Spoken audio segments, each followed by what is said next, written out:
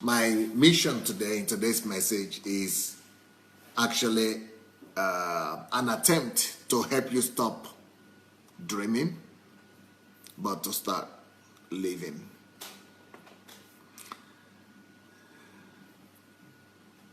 Most of us, and not just we that are here today, but most people in the whole wide world, we only succeed in living in dreams. We never come out of the dream world into living our dream in real life. So the dream life is the reality that many people are familiar with. And that reality is deceptive, is illusional, and if you want, is delusional. So that reality of living in hope and dream that one day things will get better, I think it's something that most people are familiar with.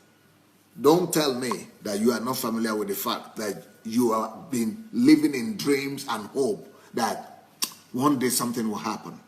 Something will happen that will make life better. Something must happen. My life will change for the better. Somebody will come from somewhere. Some blessings will come. Some miracles will come. God will do something. Or somebody will do something. Some relatives will come from England where you are suffering and you are waiting for somebody to come from America. And then you are in America and waiting that somebody will come from Africa. And then people in Africa are waiting that somebody will come from Europe. And then you are in Europe and waiting that somebody will come from somewhere. Most of us are just living in our dreams, in our anticipations, in our hope. Most of the world, 99% of our world, never know how to get out of those kind of dreams. They never really get out of it. And they keep on hoping.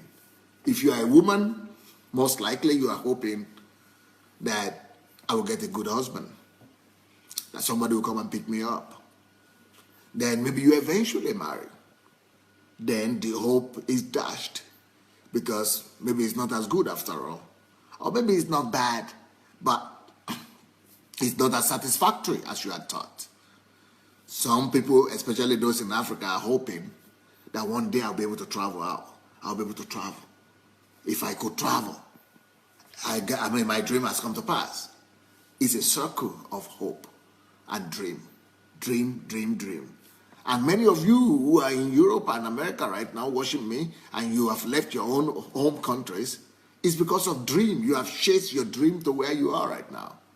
But even where you are, you have discovered that now that you are in that dream, you are still in illusion. Now you are in Europe, now you have left your country, but you have still not started living. Most people never start to live. Most people never get to begin to even live.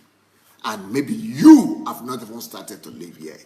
Your life has not started yet. You have not begun to live your ideal life, your ideal dream, your ideal aspiration, your ideal hope. You have not started to live yet. You've not started to live yet. You have not started to live yet, even though you have always dreamt of living. That is what has happened to most of our parents. Most of our parents engaged themselves, got themselves involved in marriage. Our mothers were giving out in marriage, hoping that they will give birth to children. No, when they first of all were giving out in marriage, going to marry, thinking that that is their fairy tale time, and that through marriage they will come to fulfillment, and their dreams of good life will begin in marriage. Then they discover that marriage is a challenge, and that marriage is a struggle, and that marriage is more complex, and it's more difficult to be married than to be single. They discover that marriage gives you more challenges, more problems, more adversaries than being single. So what do? They keep on dreaming. And we too are like that, because most of the people who are watching me right now, you two are parents already. And as parents, you have confronted with the reality of what I'm talking about. Now that you are married, and you know that marriage, the dream is not coming to pass, and you are just struggling and fighting and keep on struggling and fighting, so fighting for survival. Now the next point of dream is we are going to have kids. And once we have kids, we're just going to be good, happy, and start to live. Well, most of you already have those kids. So what? What have you discovered, my friends? We have probably discovered that, no, you don't start to live because you have kids. Kids, they come with even more troubles, even more challenges, because they come with greater responsibilities. Your life is becoming more driven, more demanding, more stressed, and more sapped. So, you think you must make more money, and you are dreaming of making it and beginning to live. So you go to school and get more education and get better education, first degree, second degree, and you are dreaming of making it. They tell you to study hard and work hard, then you will make it. And you've been working hard, studying hard, struggling hard. But you cannot just get out of that state of just dreaming about it. When will I stop dreaming about it, just dreaming about it, and begin to live it? When will the living begin? When will the dreaming about it stop? Most of us, we cannot just stop and come out of the circle, the vicious circle of dreaming, Today, by God's grace, I want to help you, together with all the messages I've taught you this week, to learn to come out of that dream world, that vicious circle of dreams and hope, into the real life of making things happen for yourself, into the real life of course taking your life into your own hands, and into the real life of constructing for yourself the kind of life that you had always dreamt only about. It might be high time for you to stop dreaming and start living. But I will take you through the metamorphosis of your life. Do you know why churches in Africa are jam-packed? Do you know why churches, not just in Africa, all over the world, in America, everywhere, you know why churches are jam-packed? Because of dreams. People are dreaming. People go to church mainly not to learn how to construct their lives. My God. The churches have been redeemed into dream centers. Churches have been redeemed into hope centers. Churches have been redeemed into illusion centers. Churches have been redeemed into mirage centers, where we only hope and dream, and we never see them come to pass. We only see one thing come to pass. We see ourselves getting old and older and older. We see that come to pass. We see that we come to church at 20, and the next thing we realize we're already 25. Then the next thing we realize we're already 35. Then the next thing we realize we're already 45. That's the only thing that comes to pass. The one you never dreamt about, because you never dreamt about getting old. But that is exactly the dream that comes to pass. But the dream of the good life that you have dreamt about doesn't come to pass. And church is about going to church these days. These days, going to church is just about going to hope. That's why we love miracles so much. Because we are living by hope. We are living on a dream. Then let me ask you a question then. Did your parents ever go to church? Your grandparents? 10 years, 20 years, 30 years? How long have they been going to church? How long have they been going to church? Have they been going to church for 20 years? The only thing that has happened in that 20 years is they're still where they were. The only thing that has changed is, you guess what? Gray hair, weak body, and eventually coffins, burials,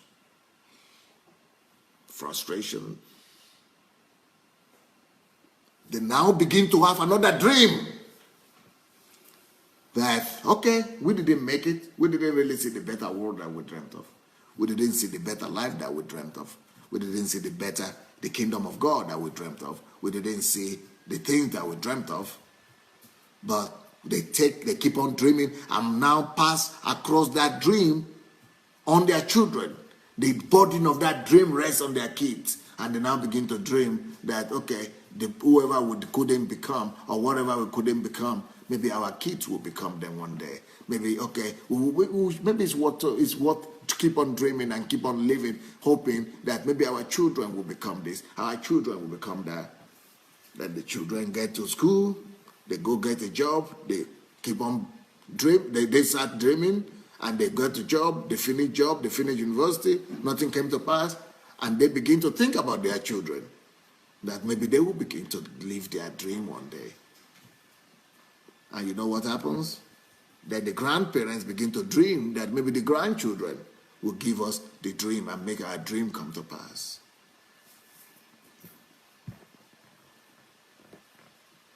It's a metamorphosis. It's a metamorphosis of lives, broken dreams, broken hearts.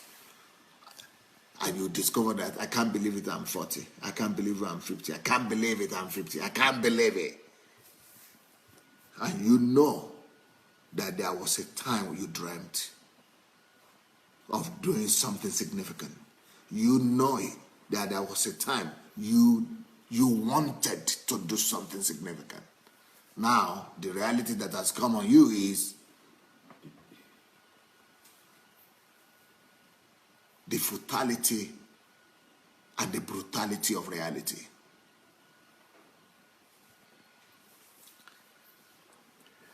Somebody said, well, thank God for hope. If not for hope, we would not have had the power to live, which is true.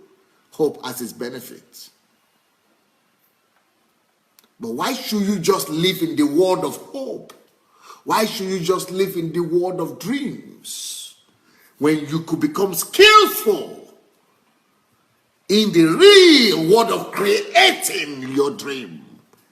In the real world of bringing your dream to come to pass. Why should you keep on dreaming when you could be taught to transform dream into reality? Why should you keep on hoping when you could be given the knowledge, the know-how, the principles of how to make your dream come to pass? God have mercy. God have mercy. God have mercy. God have mercy. That is why God created the church.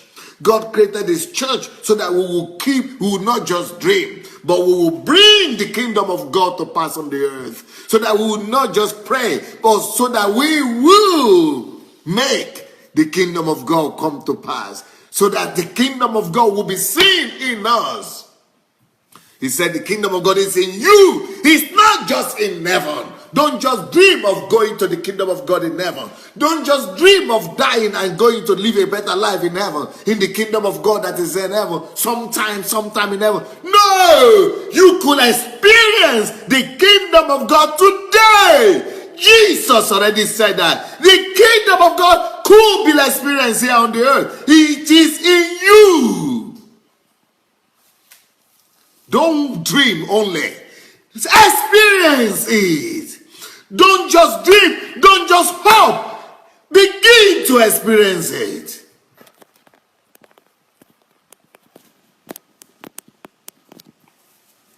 Let your heaven begin from here on the earth. However, if you want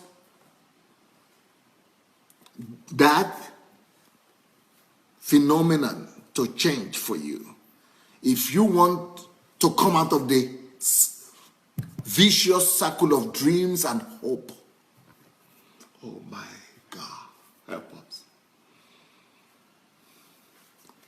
You want to come out of that vicious circle, my friends. If you want to come out of that vicious circle of dreams and hope, oh God, if you want to come out of that vicious circle of hope and dreams, that's why you should not just do things mechanically and traditionally and just going through the motions. You need to find, not just go to church, not just religiously. You need to find somebody, a mentor, a pastor, whoever, somebody who knows how to do it, who knows the key, who knows the principle, and who could hold you by the hand or give you concrete instructions on how to stop dreaming and begin to live. That's why you are here today. You need somebody to touch, to help you, give you principles of life, and teach you the possibilities of what you can do. Not just wait on God to come do it for you. Not just put all the burden on God. Not just sit down there and hoping that God is going to come down from heaven when God has already made all the provision for you for everything you need to begin to live, and you still waiting on God to come do it for you. That's why we all need a leader. That's why we all need leaders. That's why we all need mentors or pastors that are tuned into God, that knows the mind of God, that know the ways of God, and will be able to give you line by line, step by step, precept by precept, how to begin to construct your life and make meaning of your life once again. That's number one thing you need to do. Find somebody who could take you by the hand, who you could learn from. Someone who you know speaks exactly things that will take you out of that dream world into the real world of constructing and making your life happen. That's number one. Number two, make sure that, it's not make sure. Just let me tell you this. Make sure that you run away from all those bondages, from all those traditions, or from all those illusions, or from all those vanities and frivolities and religiosity and tradition that are just holding you down. All those things that are just holding you down and keeping you, captive and making you to stay there and, to just keep on doing the same thing you've ever been doing, that your parents were doing, that everybody around you doing. Just go to church, just go and pray, just go and wait for miracle, just go and hope, just go and do this. Stop the vicious circle. Stop it yourself. Run away from their circles. Yesterday I spoke to a lady. She's in England. And she told me, Pastor, I don't know how to tell you this, and I don't know if you ever understand me or not. I said, what happened? He said, since I started listening to you, each time I go to my church, she has a church she's going to. Each time I go to that church, I just realized that I'm listening to just garbage, just rubbish. They're just rubbish. These people are just killing me. They're just killing my time. This is a child's play. They're just like kids playing on the sound by the sea. These people are just not serious. She said, I endured it. I tried to keep on going there for 1 month, 2 months, and I just keep on saying that these people are not adding anything to me. They are not adding value to me. I don't know what they are doing. What are they doing here? Why are they just killing people's life, just manipulating? She said, I began to see all the manipulations, the deceptions, and all that. And she said, Pastor, I don't know how to tell you this, but I just know I need to do this. I said, what? She said, I must stop the vicious circle. I stopped going to church, she said. She said, but the problem is not stopping to go to church. Everybody starts just putting all kind of pressure on me. Oh, you're backsliding, you are living in sin, something is wrong, we have to pray for you, we have to start prayer, warrior of prayer, whatever, deliverance or whatever, courses or what happened, this happened, that happened, all kind of thing. And she said, I cannot even pick up my telephone anymore because it's just like terrorizing me now. And she said, but I know I've gone to that church for years and nothing has changed in my life. I mean, I'm just at peace now. And she told me, this is the first Sunday I've not gone to church in so many years. And this Sunday, I decided to go and see a woman who is my old friend. And I went and just began to minister to this lady. And I spent time with her, an unbelieving lady. And she called me back and said, my life had changed just by you coming to visit me. She said, before, I would not even dare go to see an unbelieving friend. I would not even go to the house of an unbeliever. I was the holy one over there. I was only supposed to be with the saints. And how would I live a Sunday? But she said, but that Sunday that I didn't go to church, I got the first fruit in my life as a Christian. A disciple. Somebody is ready to follow me now. And who wants to listen to me, who wants to be discipled by me. While all the years I've been going to church, they've been telling me, go evangelize, go do this, go do that. And nothing was working out. Now I have this Sunday, this one day, that I could use to begin to do what I know is right to do. And she said now she has a whole lots of plans that she has. So now I have time for myself. Now I have time not for the body, but for my vision. Now I began to have time to begin to at least build my life from the scratch. If you want to come out of that dream world, you must take some hard decision.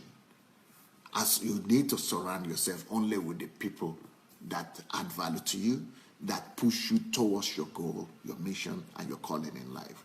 And you must be strong enough to say, I'm tired. No, I give up. I need to do what is right. The churches have got to get it right. If those churches that don't get it right, they will be empty soon. The churches must begin to add value to people. The churches must stop saying that you are only here to build the vision of the pastor, that you are only here to that you cannot have your own vision. If you have your own vision, it is the vision and all that. All that's kind of rubbish. The churches must begin to say, no, you must have your own vision. And we're here to help you have your own vision. And that, we are here to help you have your own vision. And we are here to equip you to have your own vision. Not just to have your own vision, we are going to equip you to actually attain your own vision. We are going to put our resources behind you to attain and become who God wants you to become.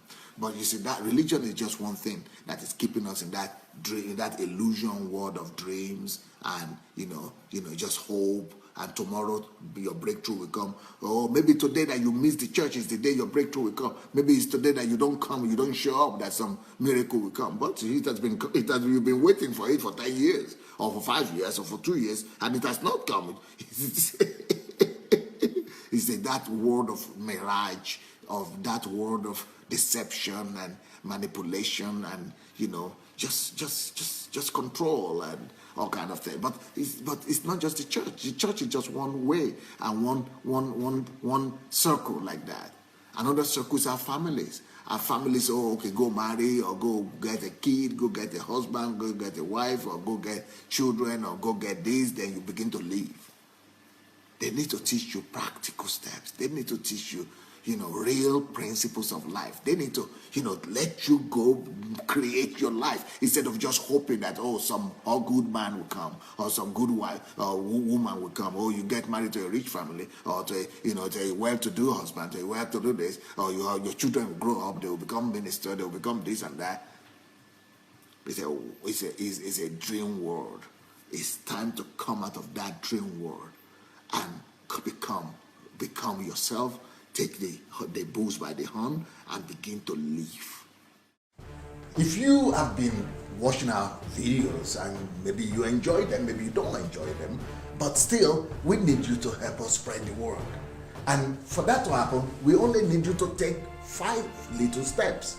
Please help us spread this word by liking the video. Then, if you have not yet subscribed to our channel, please go ahead and subscribe to the channel.